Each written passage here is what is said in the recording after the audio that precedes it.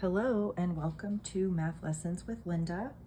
Today's topic is solving quadratic equations, and we are going to do this using factoring. Our equation today is 2x squared minus 5x plus 2 equals 0. If you have not had any experience with factoring quadratics, you may want to pause this video and go back and watch the lesson on factoring. When we are factoring quadratics, that means that our degree, our biggest exponent, is 2, and that tells us how many solutions we should get. You can notice that our a value in this problem, which is the coefficient on the squared term, is 2. When it is something other than 1, we're going to use the AC method. That means that I'm going to multiply this 2, my A value, by this 2, which is my C value. That's why it's called the AC method. And I'm going to now look for factors of 4 that are going to give me -5 when I add them. 4 doesn't have very many factor pairs. 1 times 4 and 2 times 2. So I'm thinking when I add 1 and 4, that's how I'm going to get 5. Now, I need it to be a -5. So the only way to get that is for both of these factors of 4 to be negative. So a -1 and a -4. Now, in the AC method, once we have figured out these values, they are only going to replace the middle term. So I'm going to go back and keep my 2x squared.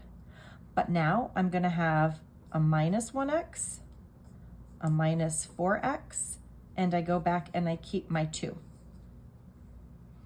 When I am factoring in this method, I also use another method called grouping, because now I have 4 terms and I need to factor that using the grouping method. I'm going to take the first 2 and the last 2 terms, and in each of those, factor out a GCF. In the first set, I'm factoring out an x, so I have 2x minus 1. In the second set, I'm going to factor out a -2. So I'm going to have a 2x minus 1 there also. This is what you want both of your parentheses to be the same thing. I'm going to do one more GCF where I now factor out the 2x minus 1 from each of these sets. Then I have left the x from this first and the -2 from this second one. You have done the hard part, which is doing the AC and then doing the grouping. Now we have 2 different factors, and we will do the same method we did before. We take each of these and set them equal to 0. One of these has to be 0 in order for the product to be 0.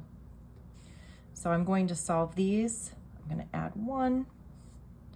So I get 2x equals 1, and I'm going to divide by 2. So I get x equals 1/2. That's one solution.